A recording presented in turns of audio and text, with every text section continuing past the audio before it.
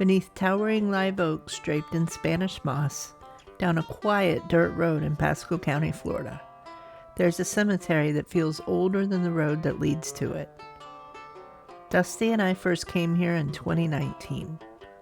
She stood quietly, taking in the rows of Confederate graves, wrestling with what that meant. I wandered off with my camera, GPS tagging each headstone so that someday, someone searching for an ancestor might find their way back here. Last Friday, I returned alone. Same hoax, same hill, same wind moving through the moss. But this time, I noticed something different. Not ghosts, not conflict, just history, layered and complicated, resting peacefully beneath some of the oldest trees I've ever seen. Today, we're exploring the Townsend House Cemetery. Welcome back. Just a stone's throw from the Hernando County line, this hill has held stories for nearly 2 centuries, maybe longer. Local tradition suggests native peoples once favored this high ground for its view over the surrounding lakes. Whether permanently settled or simply traveled through, this rise in the land would have offered both visibility and protection long before fences marked property lines. By the mid-1800s, it became something else entirely. A homestead, a refuge, a church, and eventually a resting place. To understand this cemetery, you have to understand the man it's named for, Captain John Jack Townsend. Born around 1793 in South Carolina, Townsend moved south during Florida's earliest frontier years. By the 1840s, he and his family settled here under the provisions of the Armed Occupation Act, a federal program that granted land to settlers willing to defend it during ongoing conflict with Seminole tribes. This was not settled Florida. This was raw frontier. Townsend built a log home on this hill, a structure that quickly became more than just a cabin.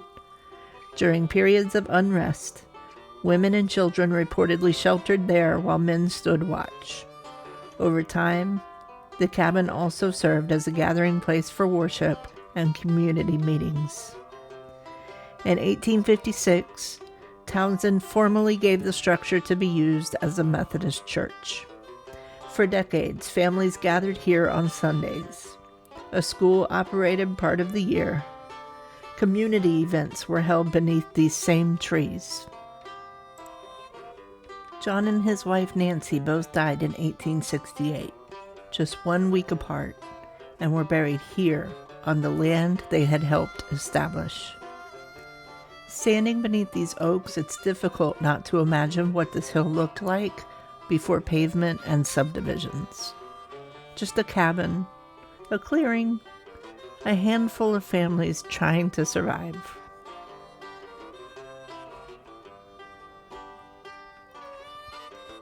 Walking through Townsend House Cemetery, you'll notice something else. Confederate insignias. When Dusty and I first saw them, she paused, and I understand why.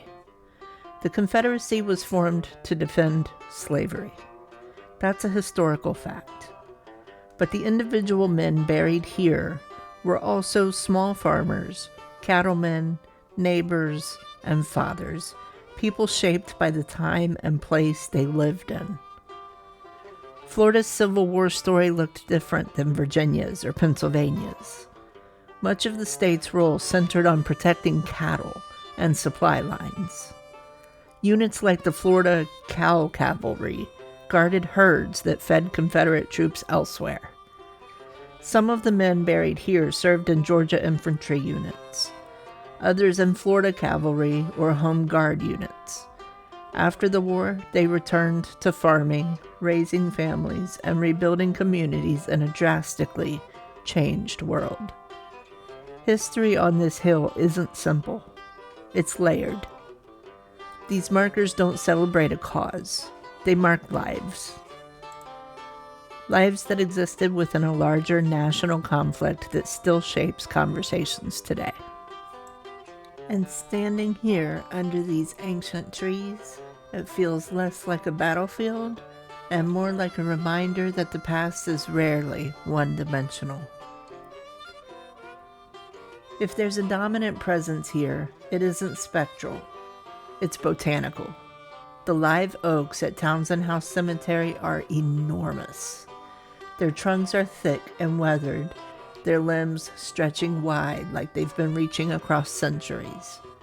Spanish moss hangs from them in soft gray curtains, filtering sunlight and sound alike. Nearly 500 people rest here. But what I felt last Friday wasn't heaviness, it was stillness. For decades, families held annual homecomings here on the fourth Sunday of May, long after the original church building closed in the 1920s. Even when the structure was eventually removed, the gatherings continued. This hill has always been about community, even in death. You'll find Woodsmen of the World markers, veterans from World War I and World War II, children, parents, entire family lines. Townsend House Cemetery isn't abandoned. It's remembered, quietly. History isn't always comfortable. Sometimes it's complicated. Sometimes it's beautiful. Sometimes it's both at the same time. Townsend House Cemetery isn't known for hauntings, but it doesn't need them. The presence here isn't supernatural, it's generational. It's the persistence of families who carved out lives in difficult circumstances, who worshipped on this hill, who argued, celebrated, survived, and eventually returned to the soil beneath these oaks. When I came back alone last Friday, I didn't feel ghosts. I felt continuity, and sometimes that's more powerful. If you've ever found a place in your own hometown where history feels layered and alive, I'd love to hear about it in the comments. Join Dusty and I as we uncover the strange, sacred, and sometimes spooky across the South, one back road at a time. I'll see you next Friday.